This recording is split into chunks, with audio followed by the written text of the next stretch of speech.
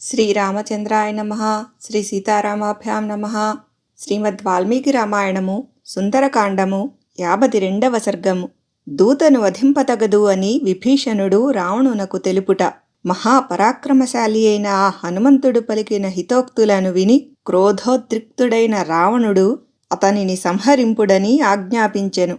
దుష్టుడైన రావణుడు హనుమంతుని చంపుటకు ఆదేశించెను.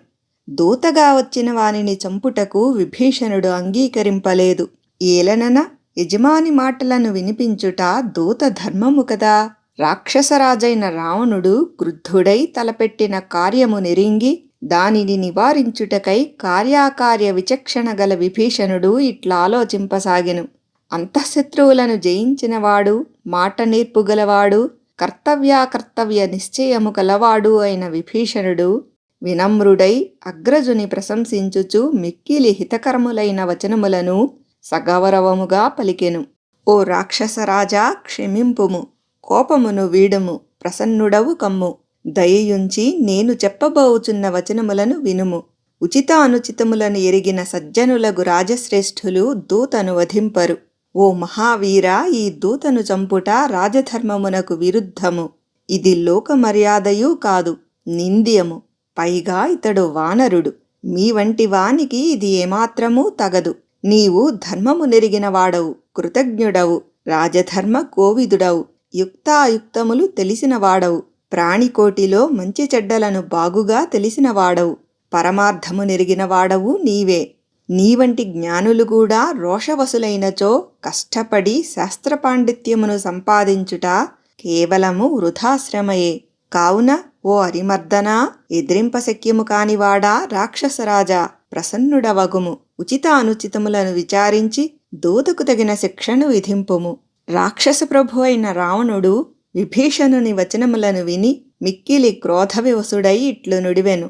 ఓ శత్రుమర్దనా, పాపులను వధించుట దోషము ఏమాత్రమూ కాదు. అందువలన పాపకృత్యములనొనర్చిన ఈ వానరుని తప్పక వధించెదను. అధర్మమునకు మూలమైనదియు పెక్కు దోషములు గలదియు సజ్జనులు సమ్మతింపనిదియు అయిన రావణుని వచనమును విని బుద్ధిమంతులలో శ్రేష్ఠుడైన విభీషణుడు యథార్థముగా మిక్కిలి హితకరమైన వచనమును ఇట్లు పలికెను. లంకాధిపతివైన ఓ రాక్షసరాజా, మన్నింపుము. ధర్మార్థయుక్తమైన నా వచనమును ఆలకింపుము.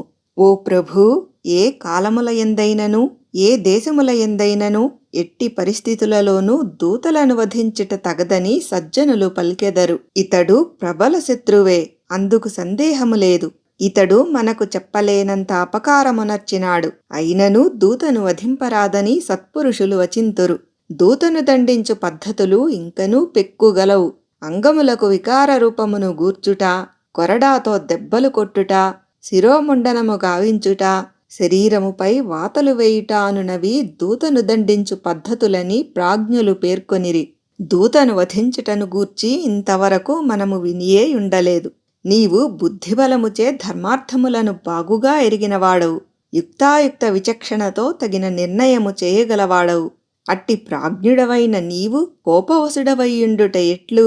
జ్ఞానులు కోపమును నిగ్రహించుకొందురు.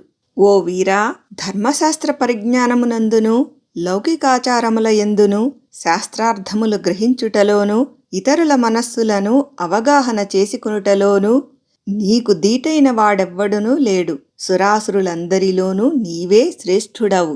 పరాక్రమము, ఉత్సాహశక్తి, మనోబలము గల దేవతలకును అసురులకును నీవు దుర్జయుడవు. అట్టి సాటిలేని శక్తిగల నీ చేతిలో దేవతలును నరేంద్రులును పెక్కు పర్యాయములు యుద్ధమున పరాజితులైరి. ఇట్టి గుణములు గల నీవు అమరులకును దైత్యులకును భీతి గొలుపువాడవు. శూరుడవు, వీరుడవు, అజేయుడవు. అట్టి నీకు ఎవ్వరునూ మనస్సున గూడ కీడు తలపెట్టరు. ఓ మహారాజా, పూర్వము నీకు హాని చేయ సంకల్పించిన వీరులెల్లరునూ వెంటనే అసూలను కోల్పోయినవారే. ఈ కపిని వధించుట వలన ఎట్టి ప్రయోజనము నాకు కనపడుటలేదు. ఈ మరణదండనను ఈతనిని పంపిన వారికి విధింపవలెను. ఈ వానరుడు మంచివాడైనను చెడ్డవాడైనను శత్రువుల చేత పంపబడినవాడు. ఇతడు అస్వతంత్రుడు, వారి మాటలను వినిపించుచున్నవాడు మాత్రమే. కనుక ఈ దూత వధార్హుడు కాడు. ఇంకనూ ఓ రాక్షస ప్రభు, ఇతనిని చంపినచో మరి ఒకడెవ్వడునూ ఆకాశమార్గమున ఈ మహోదధిని దాటి ఇచటికి రాగలవాడు ఉండడు అని నాకు తోచుచున్నది.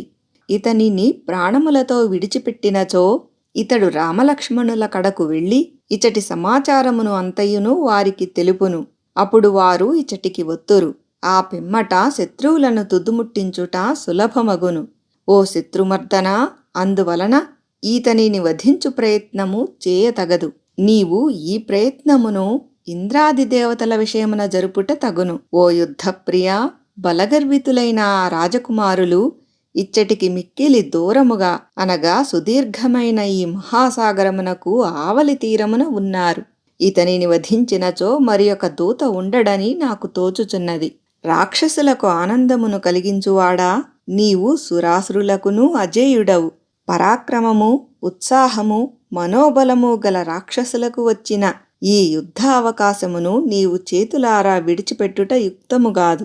నీకు హితులు, శూరులు, అతి జాగరూకులై యుద్ధ సన్నద్ధులై ఉన్నవారు, సద్గుణవంశ సంజాతులు, మనోబలము గలవారు, శస్త్రధారులలో శ్రేష్ఠులు, నీచే పోషింపబడుచున్నవారు అయిన కోట్లాది యోధులు నీకు తోడుగాగలరు.